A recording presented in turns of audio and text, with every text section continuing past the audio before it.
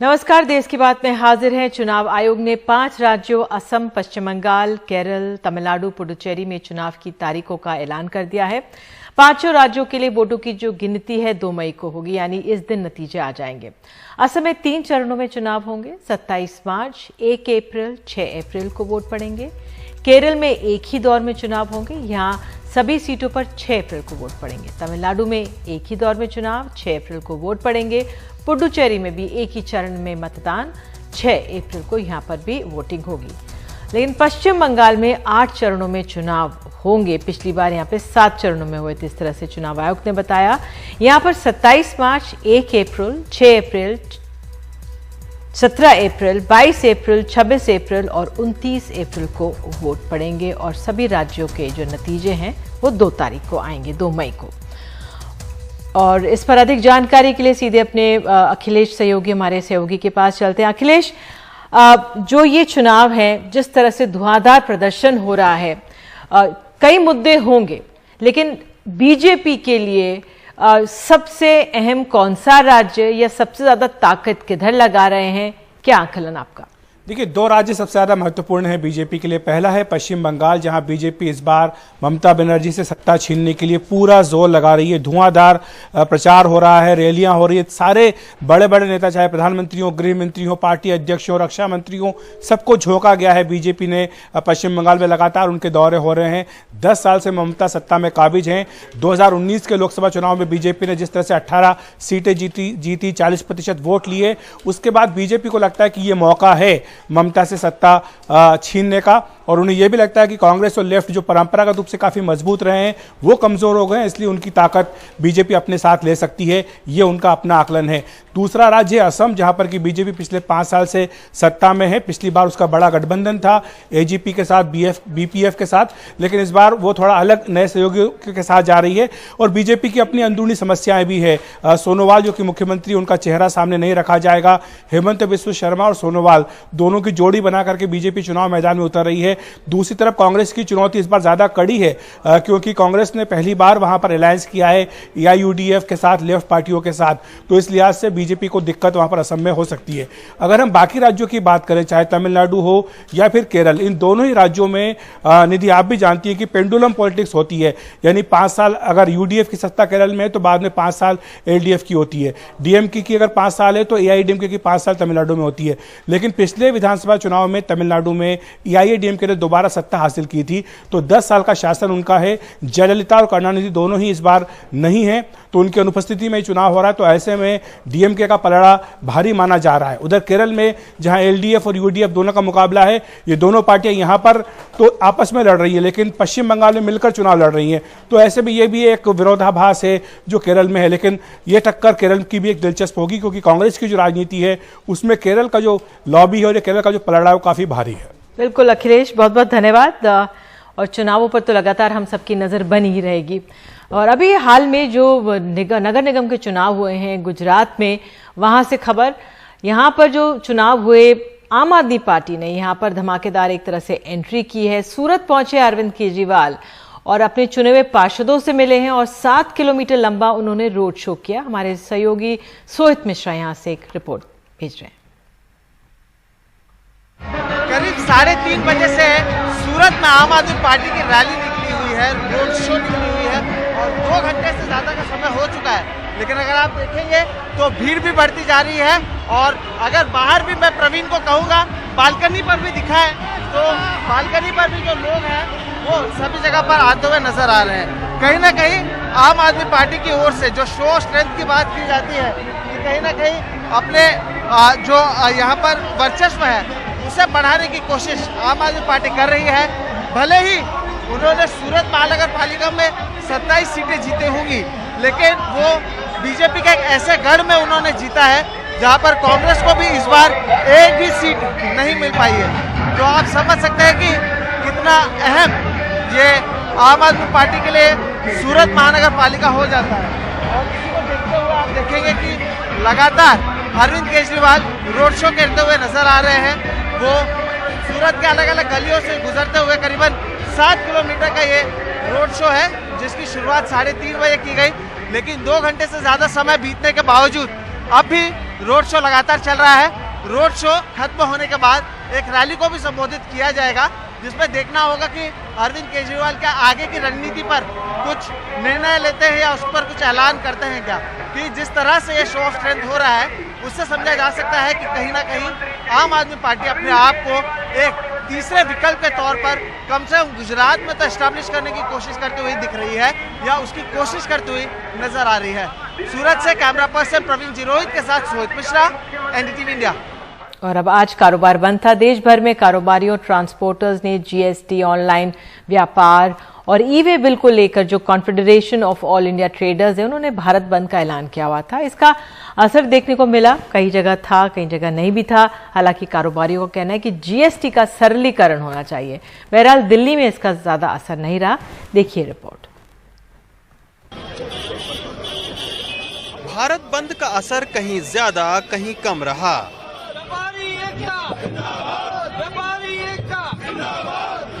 Confederation of all India traders यानी cat की अगुवाई में कई जगहों पर व्यापारियों ने धरना प्रदर्शन किया।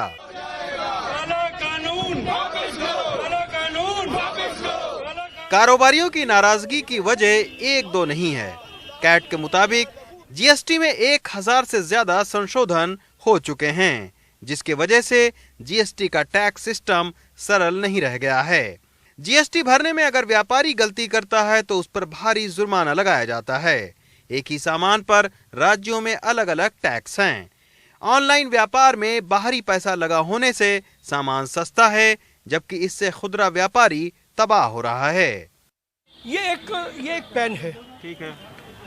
मैं दिल्ली में हूँ। मैंने अपने दिल्ली के जीएसटी को कहा कि मुझे ये बताइए कि इस पेन पर क्या टैक्स रेट लगेगा। इसको बोलते हैं एडवांस रूलिंग। ठीक है। उन्होंने हमको एडवांस रूलिंग दी, इस पे बोले 18% का टैक्स लगेगा। लेकिन मेरा ही कोई व्यापारी यदि उड़ीसा में अपने जीएसटी कमिश्नर के पास जाता है और वहाँ एडवांस रूलिंग में इसका टैक्स पता करता है, तो वो बताएंगे इसमें 12% लगेगा। तो उससे आपको क्या दिक्कत है? नहीं, दिक्कत मुझे इसलिए क्योंकि हम वन नेशन वन टैक्स की बात कर रहे हैं कि पूरे देश में कर की कमान एक समान होगी। अगर जहाँ पर टैक्स रेट कम है यदि किसी वस्तु पर, तो सारा का सारा माल उस राज्य से परचेज होगा, तो बाकी राज्यों की जो अर्थव्यवस्था है वो बिगड़ जाएगी। बच्चों की साइकिल का कारोबार करने वाले राजीव बत्रा ने पहले जीएसटी का समर्थन किया था, लेकिन अब विरोध के लिए सड़कों पर हैं। वो कहते हैं साइकिल बनाकर बेचने के दौरान उनको 5% से लेकर 18% तक का टैक्स भरना पड़ता है। छोटी सी गलती पर बड़े जुर्माने भी किए जाते हैं। हमसे गलती कोई हो जाए गलती, उसके बाद हमारे लिए माफी नहीं है भाई साहब, हमारे लिए सीधा जुर्माना। और वो भी हम देखिए, ये लोग इतनी पावर दे दी गई है एग्जीक्यूटिव को कि हमारे को अरेस्ट कर सकते हैं, हमारी प्रॉपर्टी सील कर सकते हैं, हमारे बैंक अकाउंट्स को सील कर सकते हैं। ये क्या इतनी अनलिमिटेड पावर क्यों? क्या हम क्रिमिनल है? असल में मेन बात क्या है, जो आपका नजरिया, जो आपने चश्मा पहना है, वो चश्मा अगर ये कहता है कि व्यापारी चोर है, वही गलत। तो जब वो उस नजरिए से आप सारे लॉज बनाएंगे, तो आप कैसे समझते हैं कि आप जस्टिस करेंगे? व्यापारी चोर नहीं है। 99% हम में से अच्छी जिंदगी और ईमानदारी की जिंदगी जीना चाहता है। बंद के समर्थन में all India transport welfare association ने भी माल ढुलाई बंद रखी, जिसका असर बाजार पर भी पड़ा। ट्रांसपोर्टरों के गोदाम बंद रहे और ट्रक की आवाजाही पर भी असर देखा गया। ट्रांसपोर्ट वेलफेयर एसोसिएशन का कहना है कि जीएसटी में संशोधन करके ई बिल की वैधता को आधा कर दिया गया है, यानी इसे 200 किलोमीटर से घटाकर 100 किलोमीटर कर दिया गया है। कंसाइनमेंट के पास अगर एक्सपायर्ड बिल है तो जुर्माना 200% तक वसूला जाएगा। साथ ही बीते 1 साल में डीजल के दामों में 17 रुपए का इजाफा हुआ है। हालांकि ट्रांसपोर्ट यूनियन के बीच भारत बंद को लेकर मतभेद भी रहे हैं। ये व्यापारियों ने चक्का जाम कॉल किया था और कुछ संस्थाओं ने इसको समर्थन दिया है, लेकिन all India motor transport Congress इसको समर्थन नहीं कर रही है। और ये मैं कहना चाहूंगा कि चक्का जाम सिर्फ कागजों में है, जमीनी स्तर पर नहीं है। मुद्दे ठीक है, डीजल की बढ़ती हुई कीमतें एक चिंता का विषय है, लेकिन हम अपना आंदोलन खुद लड़ेंगे, अपने बल पर लड़ेंगे, जिस तरह हम पीछे लड़ते आए हैं। दिल्ली में अलग अलग जगहों पर भारत बंद का असर मिला जुला ही रहा। लेकिन ज्यादातर व्यापारी इस बात पर सहमत हैं कि जीएसटी को और सरल बनाया जाए। देश भर में हुए भारत बंद का समर्थन व्यापारी और ट्रांसपोर्टरों के अलावा किसान नेताओं ने भी किया, लेकिन कोरोना काल में पहले से ही व्यापार डाउन है। ऐसे में डीजल और पेट्रोल की बढ़ती हुई कीमतें व्यापारियों को और ज्यादा परेशान कर रही हैं। दिल्ली से सचिन गुप्ता के साथ रविशरण शुक्ला, एनडीटीवी इंडिया। दिल्ली की सीमाओं पर 3 महीने से चल रहे किसान आंदोलन में आज युवा किसान दिवस मनाया गया। आंदोलनकारियों में जोश भरने का ये एक प्रयास रहा। आज पूरे दिन सिंघू, टीकरी और गाजीपुर का मंच युवाओं के हवाले रहा। किसानों में जोश भर रहे 22 साल के लवप्रीत किसान आंदोलन के पहले ही दिन से सिंघू बॉर्डर पर डटे हैं। यहाँ अपनी लाइब्रेरी चलाते हैं और यहीं आसपास की फैक्ट्रियों में काम करने वाले मजदूरों के बच्चों को पढ़ाते भी हैं।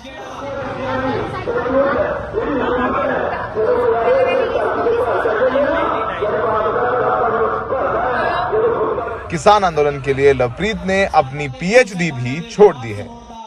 मुख्य रूप से हम एक ठेका किताब लाइब्रेरी चला रहे हैं, जिसमें हमारे पास लोग पढ़ने के लिए आते हैं। उसके अलावा हम कल्चरल प्रोग्राम करते हैं। हमारी यूथ फॉर स्वराज की पूरी टीम है जो 3 महीने से ट्रॉली टू ट्रॉली जाकर घूम घूम के प्रोग्राम कर रही है। संयुक्त किसान मोर्चा ने आज का दिन लवप्रीत जैसे ही किसानों को समर्पित किया है। मंच पर पूरे दिन सिर्फ युवा किसान ही बोलते रहे, ताकि उनमें जोश भी बना रहे और साथ ही साथ युवाओं को ये एहसास भी रहे कि वो भी आंदोलन का अहम हिस्सा हैं। लेकिन सवाल ये है कि आगे क्या? इस आंदोलन को और तेज करने के लिए कोई भी तीखा प्रोग्राम दे सकते हैं, वो चाहे कोई भी हो। पूरा सर्वसम्मति से जथेबंदियां मीटिंग करके उस मोर्चे को, उस प्रोग्राम को ऐलान करें। बड़े फैसले लेंगे आप लोग? बिल्कुल बड़े लेंगे। जो केएमपी रोड है उसका भी हो सकता है, कुछ ना कुछ ऐलान होगा आने वाले दिनों में, वो कोई भी हो सकता है। किसानों को सरकार से बातचीत के बुलावे का इंतजार है, लेकिन अब तक आम किसानों में जोश बनाए रखना किसान मोर्चे के लिए सबसे बड़ी चुनौती है। रविवार को संयुक्त किसान मोर्चा की अगली बैठक होनी है और कहा जा रहा है कि उस पर राकेश टिकैत के बयान पर, जिसमें उन्होंने कहा था कि 40 लाख ट्रैक्टर के साथ संसद जाएंगे, उस विचार पर या उस आइडिया पर भी चर्चा होगी। हो सकता है कि इस बैठक के बाद संयुक्त किसान मोर्चा आंदोलन को तेज करने के लिए कुछ बड़े ऐलान करे, क्योंकि सरकार बातचीत के लिए इनको अब तक नहीं बुला रही। सहयोगी राकेश सिंह के साथ सौरभ शुक्ला, एनडीटीवी इंडिया। और देश की बात में आगे जानेंगे, कर्नाटक में लिंगायत क्यों मांग रहे हैं 15% आरक्षण।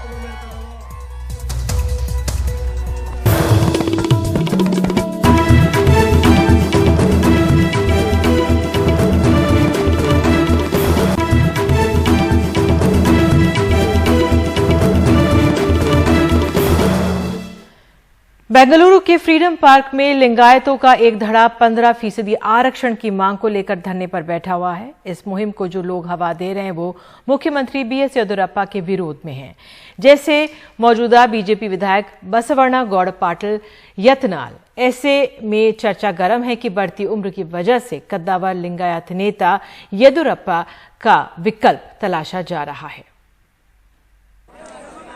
लिंगायतों की पंचमसाली उपजाति के एक बड़े धर्मगुरु बसवा मृत्युंजय स्वामी ने कसम खाई है कि जब तक पंचमसालियों को शिक्षण संस्थानों और नौकरियों में 15% आरक्षण नहीं दिया जाता, वो मठ वापस नहीं लौटेंगे। अब मठ नहीं जाएंगे वापस? नहीं मठ जाएंगे। कब तक आपने हमको वादा को पूरा करते हो, कब तक हमारा हाथ में वो गवर्नमेंट का गेजेट पत्र को हम हाथ में आपने के दिया था, उस संदर्भ में छोड़िए।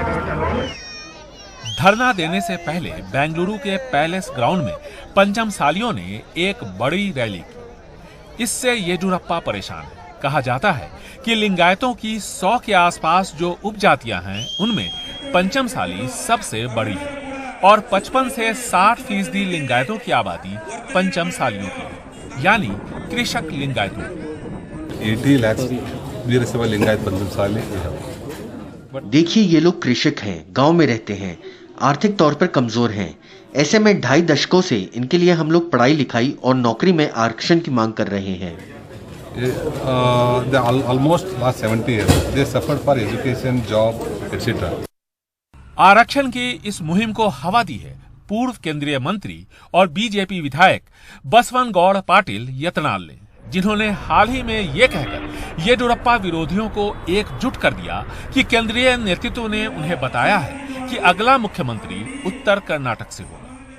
78 साल के येदियुरप्पा की पकड़ पार्टी और लिंगायत समाज पर उम्र की वजह से कमजोर हुई है, ऐसा माना जा रहा है। येदियुरप्पा को घेरने की कोशिश जोर शोर से चल रही है। अपनी ढलती उम्र के बावजूद अब तक वो डटे हुए हैं, लेकिन यहाँ हालात तेजी से बदल रहे हैं, जो कम से कम येदियुरप्पा के पक्ष में फिलहाल नहीं दिख रहे। ऐसे में अगर येदियुरप्पा आरक्षण की मांग पर अड़े लिंगायतों के धड़े को समझाने में कामयाब होते हैं तो कम से कम उन्हें थोड़ी राहत जरूर मिलेगी। बेंगलुरु से कैमरामैन गोविंद मूर्ति के साथ निहाल किदवई, एनडीटीवी इंडिया। और देश की बात में आगे खबर मध्य प्रदेश से, यहाँ की संबल योजना के बारे में। बहुतों के लिए ये योजना सिर्फ कागजों पर।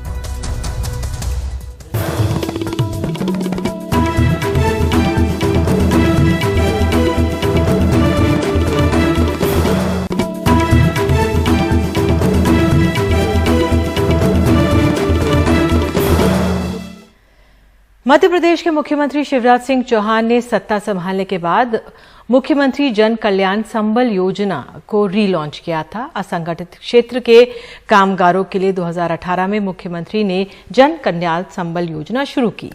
बाद में कमलनाथ सरकार के सत्ता में आने के बाद इस योजना को बंद कर दिया गया था और नया सवेरा योजना शुरू की गई थी। तो कई दफे इन लोगों के खातों में पैसे भेजे गए होंगे, लेकिन कई परिवार ऐसे हैं जिनके जो पैसे हैं उनको नहीं पहुंचे, उनका इंतजार है। देखिए रिपोर्ट।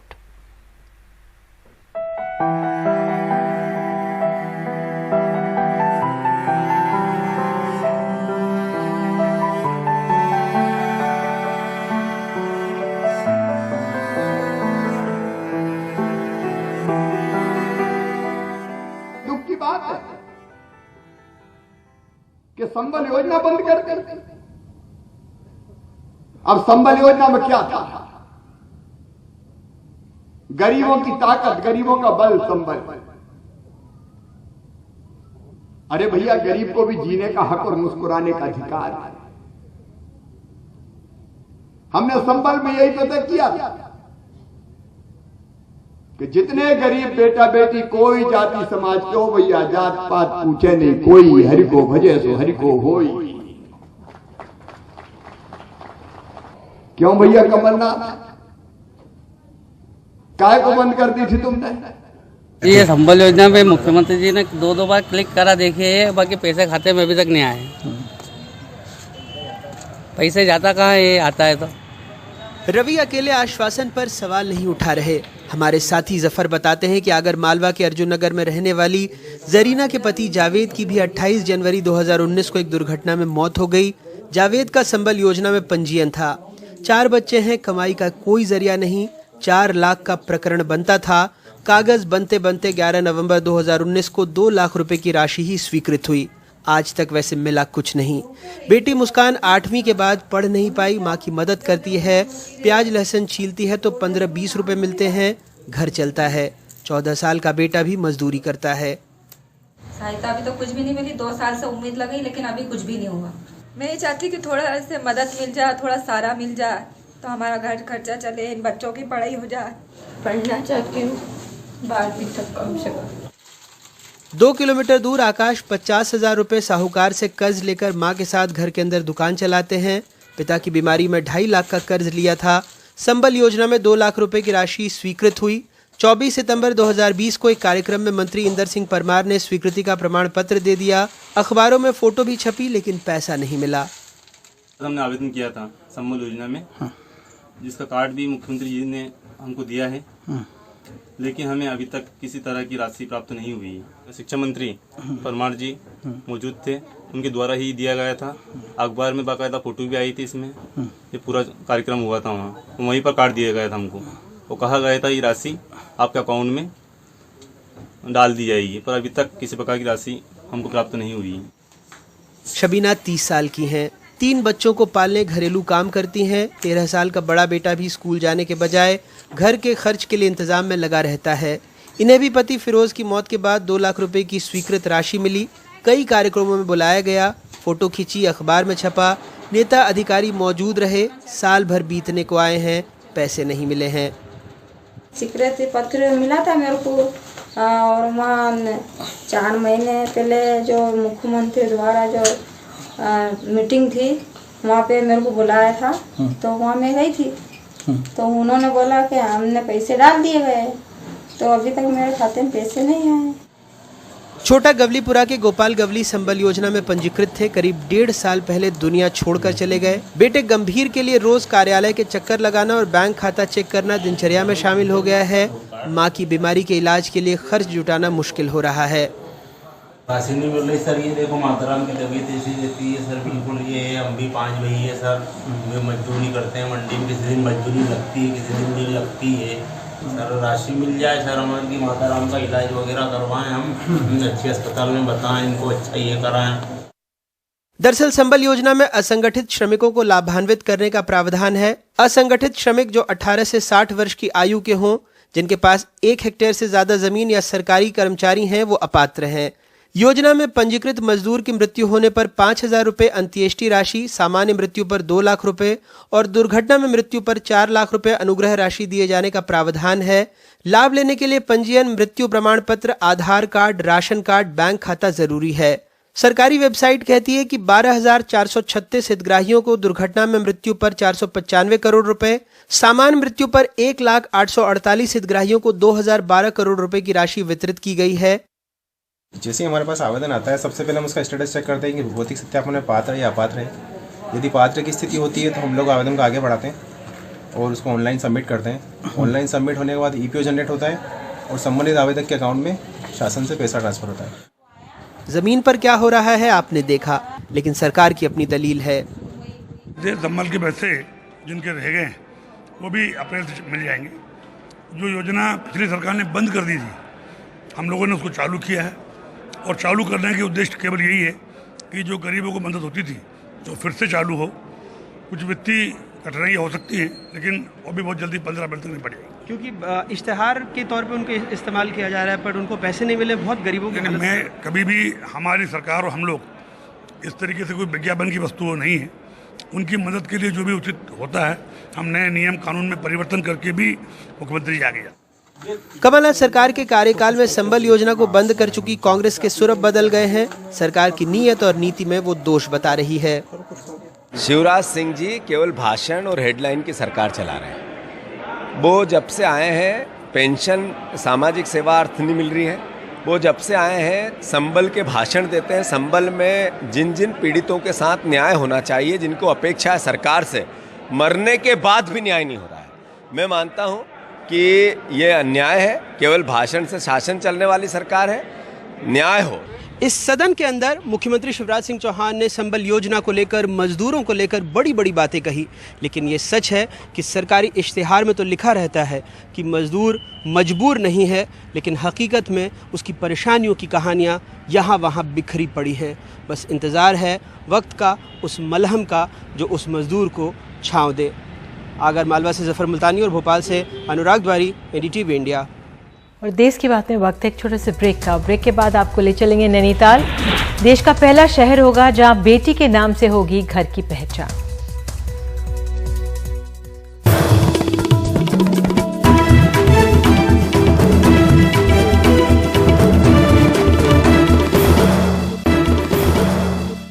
और जाते जाते खबर है उत्तराखंड से। देहरादून में आज कांग्रेस से जुड़े छात्र संगठन एनएसयूआई के लोगों ने मुख्यमंत्री के आवास तक मार्च निकालने की कोशिश की है। ये लोग रोजगार की मांग कर रहे थे। पुलिस ने कई नेताओं को यहां पर हिरासत में भी लिया है।